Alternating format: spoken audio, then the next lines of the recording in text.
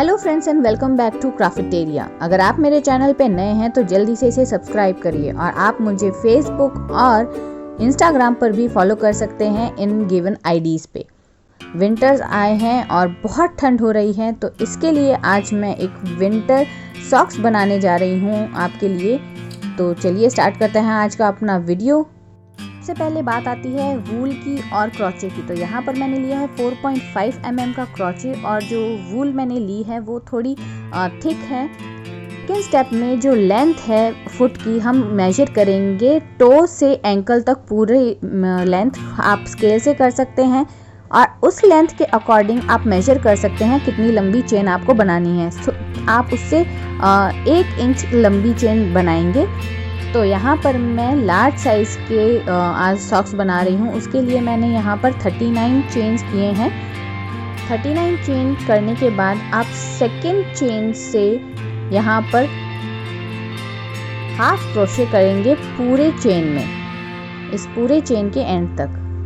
तो इस तरह से आप इस चेन के एंड तक इसे फॉलो करेंगे और मिलते हैं अपने नेक्स्ट राउंड की तरफ।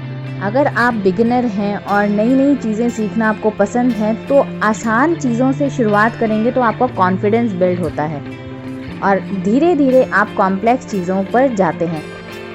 जब आप छोटा स्टेप लेंगे तभी आप बड़ा स्टेप ले सकते हैं। तो इस तरह से हमने सेकेंड राउंड अपना कंप्लीट कर दिया है। थर्ड राउंड में यहाँ पर मैं एक डबल चेन करूँगी और फर्स्ट चेन जो है हमारी उसी के अंदर हम एक और डबल चेन करेंगे, डबल क्रोशे जिसको बोलते हैं। तो इस तरह से हम एक राउंड लेंगे और उसको हम पहले में से और दूसरे में से निकाल देंगे। तो इसे हम कहते हैं डबल क्रोशे। और हम एक चेन को छोड़कर रिपीट करेंगे अल्टरनेटली। और एक चेन में जब हम बनाएंगे उसको रिपीट करेंगे। तो एक चेन के अंदर 2, फिर एक को छोड़ेंगे, फिर 2, फिर एक को छोड़ेंगे। तो इस तरह से हम अपने इस थर्ड राउंड को भी इस तरह से कंप्लीट कर लेंगे।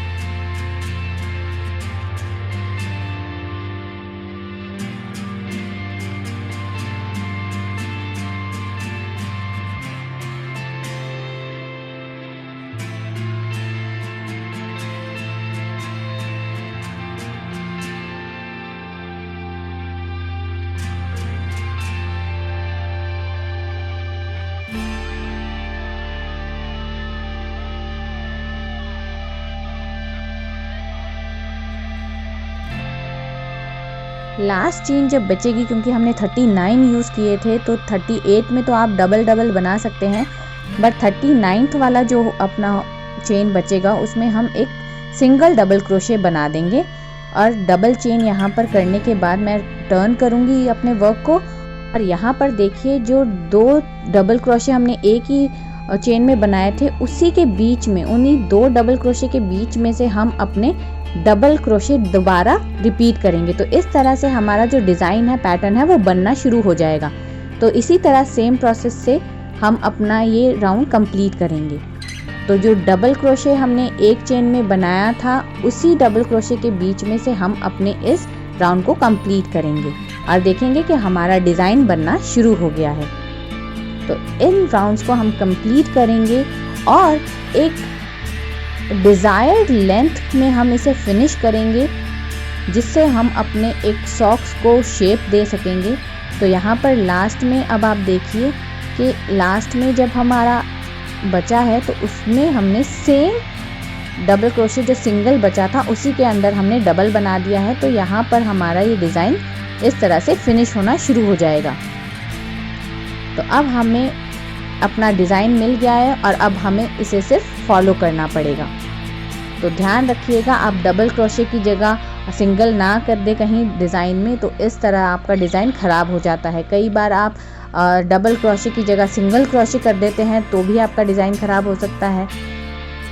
तो इस तरह से हम एक पैटर्न क्रिएट करेंगे और अब इसको हम एक लेंथ के अकॉर्डिंग अपने बढ़ा देंगे। तो एक डिज़ायर्ड लेंथ मिलने के बाद यहाँ पर आप लास्ट स्टेप में क्या करेंगे, तो जो हमने फर्स्ट चेन बनाने के बाद सेकंड स्टेप में हाफ क्रोशे किया था उस पूरी लाइन पे, तो इस तरह से हम उसे हाफ क्रोशे पे कंप्लीट कर देंगे और हाफ क्रोशे पे अपने इस वर्क को ख़त्म करेंगे। और यहाँ पर मैंने यहाँ पर एक गांठ लगा दी है और अपने इस काम को बंद कर दिया है। क्रोशे के काम को बंद करना, फिनिश करना बहुत ज़रूरी है।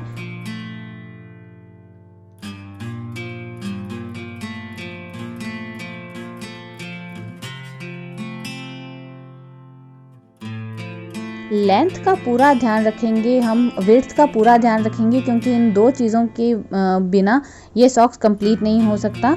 तो जो लेंथ है वो तो मैंने 39 चेन्स की ली है, उसके अकॉर्डिंग जो पैर का साइज़ है वो 8 से 9 नंबर तक के लोगों को आएगा। तो उसके लिए यहाँ पर जो डिज़ाइन मैंने लिया है उसके 17 लाइंस मैंने बनाए हैं। अगर आपको इस तरह से नहीं समझ में आए तो इस तरह से, और अगर आप देखें तो आप जब उसको फोल्ड करके भी देख सकते हैं, आपका पूरा पैर कवर हो जाना चाहिए।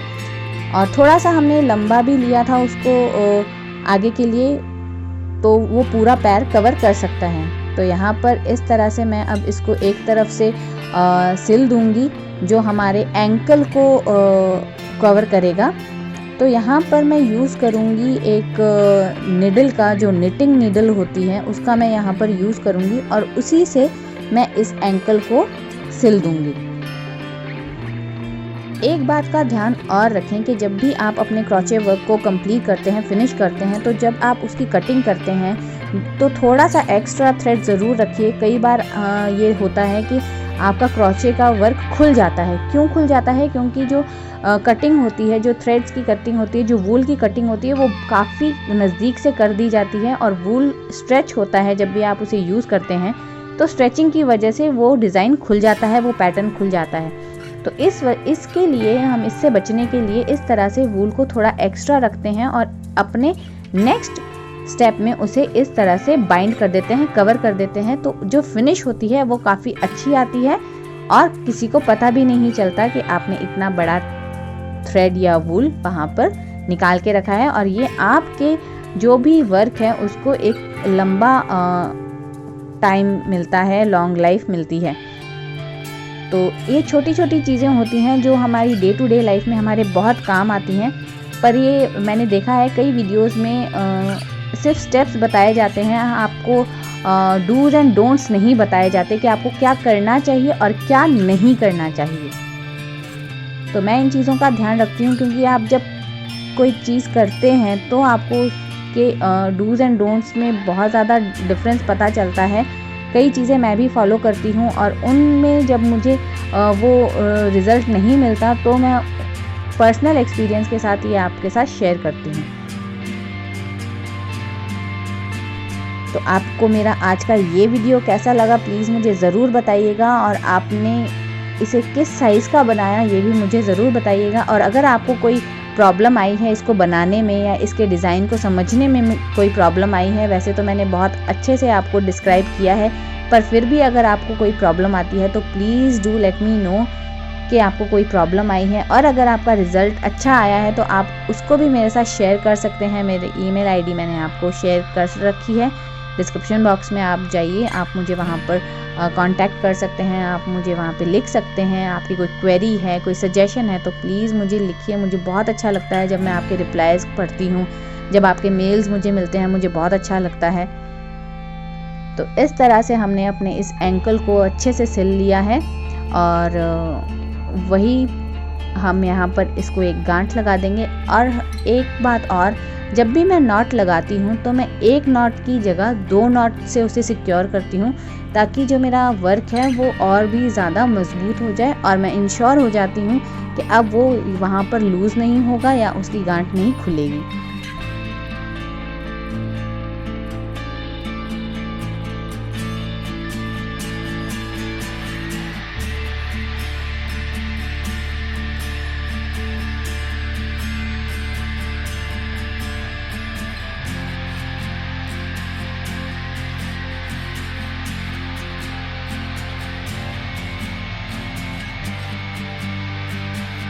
एंकल को कवर करने के बाद अब बारी आती है हमारे टोज़ की। तो टोज़ के लिए मैं यहाँ पर डबल स्ट्रैंड कर दूँगी इस वूल को, क्योंकि जो एंकल का पार्ट है वहाँ पर लोड कम आता है, जो फ्रंट का पार्ट है, जो टो का पार्ट है, वहाँ पर स्ट्रेंथ ज़्यादा पड़ती है, प्रेशर ज़्यादा पड़ता है फुट का, तो वहाँ की स्ट्रेंथ ज़्यादा होनी चाहिए। तो यहाँ पर मैंने डबल स्ट्रैंड लिया है वूल का और इस तरह से मैं इसे अब फिनिश करूँगी। सिंगल मैं यहाँ पर एक बड़े बड़े स्टिचेस दूँगी। एक रनिंग स्टिच है और काफ़ी बड़े बड़े स्टिच मैं यहाँ पर ले रही हूँ।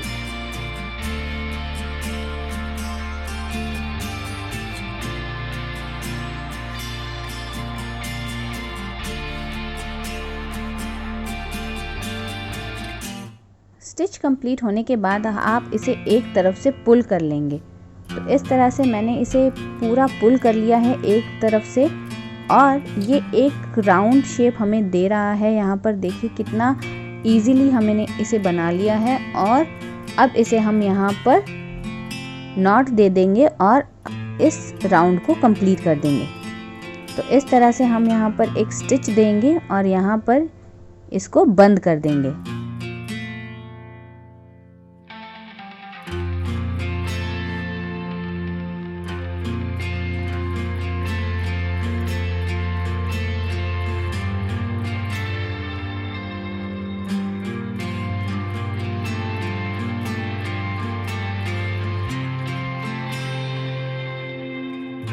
बंद करने के बाद यहाँ पर मैंने ये वूल को काट लिया है और अब हमारा टो भी बंद हो गया है, हमारा एंकल भी बंद हो गया है। पर जो हमारे टो को कवर करेगा हमें अभी वो चेन बनानी है।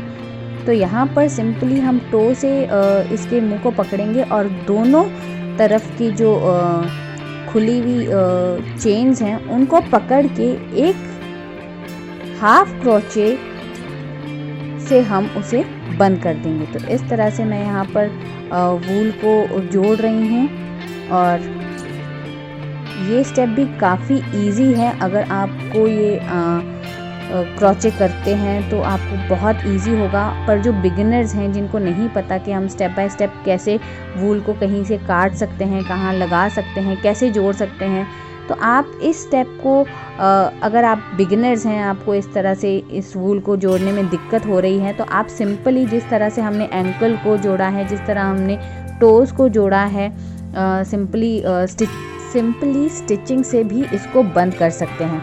आपको सिर्फ निडल से इसको एक टांका लगा देना है, एक स्टिच लगा देना है, जिससे आप इसे बंद कर सकते हैं।